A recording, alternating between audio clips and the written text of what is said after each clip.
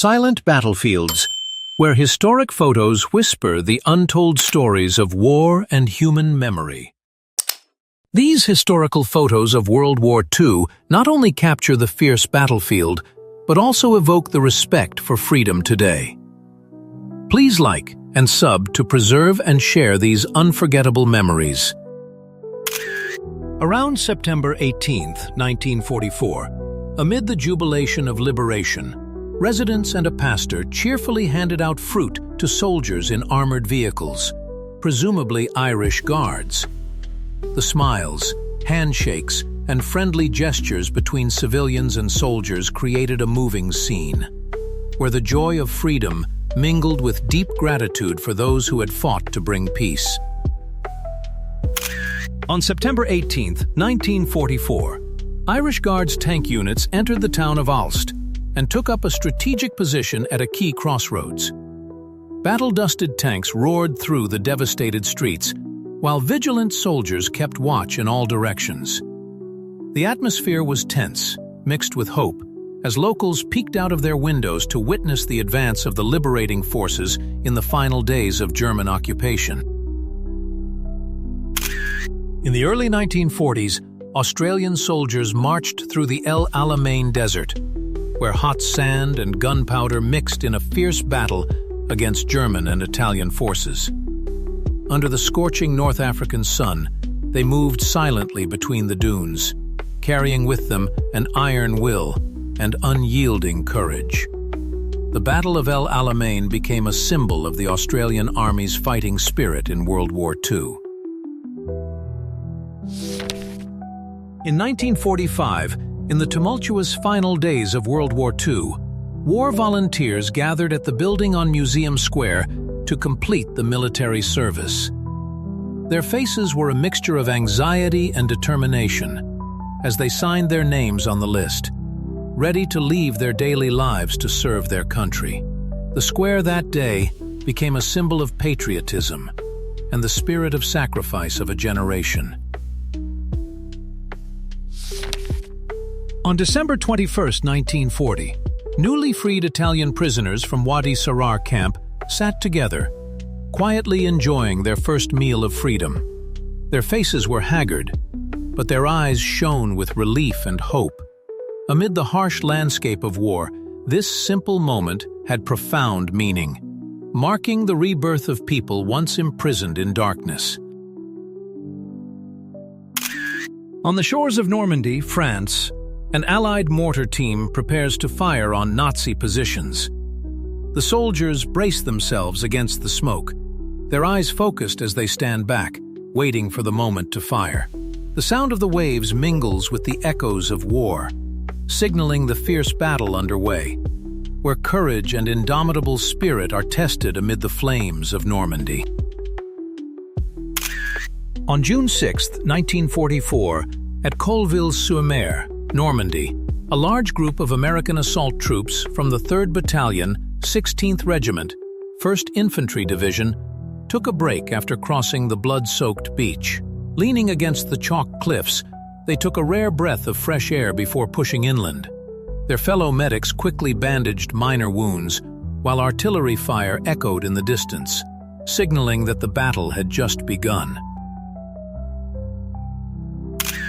On June 10, 1944, at Les Dunes de Varaville, France, in a farmyard cleared of German snipers, American soldiers huddled around a tactical map. Amid the devastation of war, they calmly planned their next attack.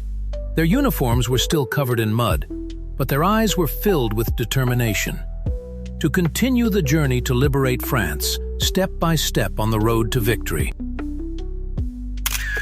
In 1944, during the tragic Warsaw Uprising, a soldier of the WWII Sokół Battalion of the Polish Home Army stood defiantly behind a barricade on Bracka Street, near the Nowogrodzka intersection. Amidst the smoke and the roar of bullets, he was a symbol of indomitable spirit, fighting not only with weapons, but with a strong belief in freedom and a desire to liberate his homeland from the brutal Nazi occupation. Around September 1, 1944, during the Warsaw Uprising, 2 medics and a soldier from the Parasol Battalion emerged from a sewer on Varetska Street, near Novi Sviat, in the northern Shrudmiestia district. Between them was Maria Stipulkovska-Hoyetska, nicknamed Kama, and on the right was Krzysztof Palester, Kryj. Their faces were covered in mud, but their eyes were shining. They were living symbols of courage and indomitable spirit in the hell of war. During World War II, the image of Rosie the Riveter in the United States symbolized the great role of women in the wartime economy. However, compared to the United States, the Soviet Union mobilized women much more. Not only participating in weapons factories, Soviet women also directly wore the uniform of the Red Army, a rare thing in other countries. More than 1 million people served in the army, mainly in logistics, medical, and transport positions. Notably, about 100,000 women fought on the front lines, becoming snipers, pilots, tank soldiers, or frontline infantry. This is a strong testament to the extraordinary contribution and strength of women in this life-and-death war. After the Germans' surprise attack in Operation Barbarossa in 1941, the Soviet Union was in a desperate situation, having to do everything possible to stop the enemy advance. However, the authorities were initially reluctant to allow women to go to the front lines. Only after repeated appeals, especially from Major Marina Raskova, who personally persuaded Stalin, was the historic decision made. On October 8, 1941, 3 female Air Force units were formed under Raskova. Despite skepticism, a number of young Soviet women volunteered to join the 588th Night Bomber Regiment, carrying with them the pain of loss and the desire for revenge against the Germans. Previously, they were only allowed to do support work, but now they wanted to prove that women could also be pilots, gunners, and defenders of the fatherland. Most of them were in their 20s, some as young as 17. Notably, not only the pilots but also the ground staff and crew were all women, demonstrating an iron will. The Polikarpov Po-2 was slow and outdated, but its obsolescence had its bright spots. First, it was extremely maneuverable. In the hands of a skilled pilot, the Po-2 could perform turns, acrobatics, and tight turns that the faster and more modern German aircraft sent to shoot it down, assuming they could even detect it at night, simply could not match. Zinaida Martinovna Portnovna, a young Belarusian, bravely fought against the Nazis as a partisan in World War II. She became the youngest female soldier to be posthumously awarded the title Hero of the Soviet Union, the country's highest honor. Unfortunately, that glory only came after Zinaida was captured and executed in 1944. Born in Leningrad, she was only 15 when the war broke out. During a summer vacation in Belarus, near the Soviet-German border, Zinaida was suddenly caught in a vicious vortex when German tanks overran her summer camp, leaving her stranded behind enemy lines. From then on, Zinaida chose the path of uncompromising fighting. A World War II woman flees burning buildings in her French town, which German troops set on fire during their retreat, circa 1944. Although the Germans did not adopt a strict scorched earth policy during their retreat, they carried out reprisals against perceived resistance strongholds. On June 10, 1944, in Oradour-sur-Glane, France, SS troops killed 642 people, including 207 children, by herding them into buildings and burning the entire village. Leonard Sifleit, a radio operator with the Australian Special Forces during World War II, is about to be executed by a Japanese officer at Aitape Beach, Papua New Guinea, 24th October, 1943. This photograph is believed to have been taken from the body of a dead Japanese officer. Tokyo during World War II. The Matsuzakaya department store stands tall amid the charred ruins of Tokyo's Ginza district. The opening of Matsuzakaya in the 1920s marked the rise of Ginza as Tokyo's most vibrant retail district, and the building boasted a zoo and rooftop garden. The U.S. Air Force's bombing campaign destroyed about a quarter of the city and killed 100,000 people. During World War II, Ukrainians were forced to clear rubble and help rebuild Kharkiv, Ukraine, Soviet Union, after Nazi German forces recaptured the city in March 1943. Kharkiv changed hands 5 times between the start of Operation Barbarossa in June 1941 and the end of the war.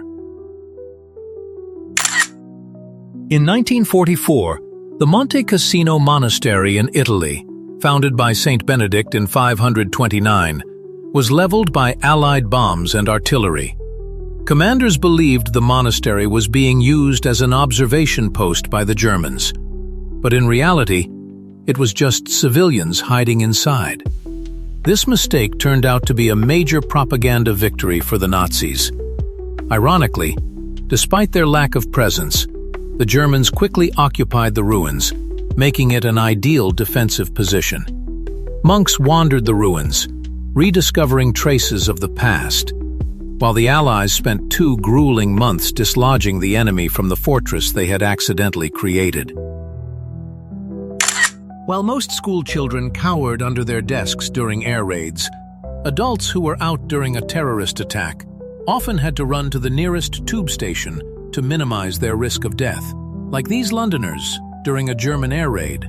While the tube offered a relatively high level of protection, those who took shelter there could still be confined to their new tube homes for days, with bombs occasionally penetrating shallower parts of the station. Circa 1943, German soldiers evacuate a house in Kharkov, destroyed by Russian artillery fire. In December 1942, in Detroit, Michigan, inside the Ford Motor Company's Willow Run B-24 Liberty plant, fuselages and wings for 4-engine consolidated B-24 Liberator heavy bombers were being rapidly assembled. This was one of the largest-scale aircraft production lines of its time, serving directly for the United States Army Air Force, USAAF. Willow Run was not only a symbol of American industrial might during World War II, but also demonstrated the ability to rapidly transition from automobile production to the manufacture of war equipment, contributing decisively to the Allies' air superiority. In the final days of World War II, Hitler desperately relied on the fledgling youth force from the Hitler Youth, turning them into reluctant soldiers on the bloody battlefield. In the photo, he appears with a cold gaze, gently touching the face of a boy who had just been awarded a medal, as if to instill blind faith in them. These young faces, not yet 20 years old, were caught up in the vortex of propaganda, becoming human shields for a regime about to collapse. This is a tragic testament to the exploitation of youth in the frenzy of war. Before the outbreak of World War II, there were several international laws prohibiting the mistreatment of prisoners of war, POWs. However, these laws were often bent or completely ignored as the war continued. Here, Sikh prisoners awaited their untimely deaths at the hands of their Japanese captors. While all participating nations violated the rules to some extent regarding the treatment of POWs, most historians agree that the Japanese were the worst offenders. In the Allied effort to liberate the Pacific from Japanese control, an island-hopping strategy was employed, which saw the Allies systematically gain control of several key Japanese-held islands. One of these was Okinawa. Although the Allies ultimately won, the victory was difficult, and Japan's determination to fight to the end in this conflict was one of the reasons why the atomic bomb was ultimately deemed necessary. On September 1, 1939, under Hitler's gaze and salute, German troops marched into Poland, marking the beginning of Operation Vice. This moment marked not only a brutal invasion, but also the tragic beginning of World War II. Movie actress Ida Lupino is a lieutenant in the Women's Ambulance and Defense Corps and is shown at a telephone switchboard in Brentwood, California on January 3, 1942. In an emergency, she can reach every ambulance post in the city. It is in her house, and from here, she can see the whole Los Angeles area. Grande Guillotte, in Normandy, France, paid for her collaboration with the Nazis by having her hair cut off by French patriots in revenge on July 10, 1944. The man on the right looks at the unfortunate girl with sad satisfaction.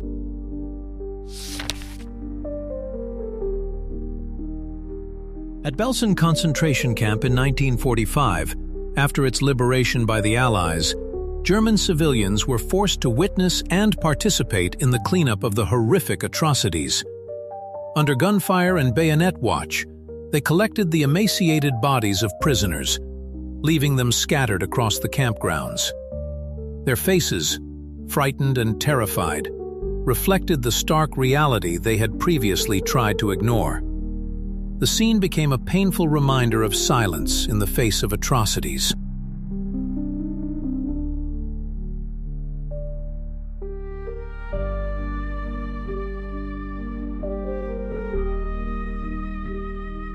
Vidkun Quisling, Center, looks at a mass grave containing the bodies of Norwegian resistance fighters. June 1945. The site, located in the Trandum Forest northeast of Oslo, was the scene of mass shootings carried out by the German authorities, with whom Quisling was collaborating. Quisling was executed for treason on the 24th of October 1945. World War II. Men, women, and children rummage through the rubble of German bombing raids in London.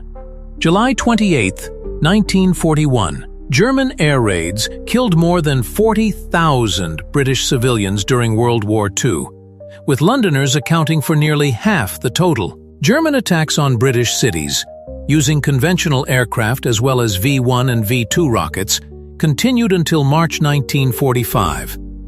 By then, the war's outcome was long decided, and Allied troops were massing on Berlin. Holocaust, Bergen-Belsen. Piles of emaciated corpses at the Nazi concentration camp in Bergen-Belsen, Germany.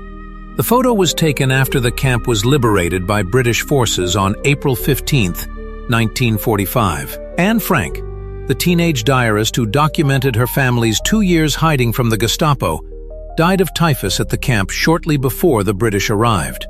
In her diary, she wrote, "I still believe, despite everything, that people are really good." When Japanese bombers appeared over Pearl Harbor on the morning of December 7, 1941, the United States military was completely unprepared for the devastating surprise attack that would dramatically change the course of World War II, especially in the Pacific theater. However, there were several key reasons for the bombing that, in retrospect, seem almost inevitable. The Japanese military proudly released this bombing photograph as the Akiyama squadron of Japanese aircraft bombed a target in China. On December 7, 1941, the Japanese military launched a surprise attack on the United States naval base at Pearl Harbor. The attack killed 2,403 servicemen and wounded 1,178 others, and sank or destroyed 6 U.S. ships. Japanese torpedo bombers flew just 50 feet above the water as they fired on U.S. ships in the harbor, while other planes strafed the decks with bullets and dropped bombs. A sailor stands among destroyed aircraft at Naval Air Station Ford Island as he watches the explosion of the USS Shaw. Smoke rises from burning buildings on Ford Island, Pearl Harbor. Smoke rises from the sinking USS California Center. 21 parts of the capsized USS Oklahoma hull are visible. Although the war is long gone, its echoes still reverberate in every photo, every story, every scar of humanity. Each like, each subscription of yours is not only a show of support, but also a reminder that we will preserve that memory, so that the painful past will never be repeated.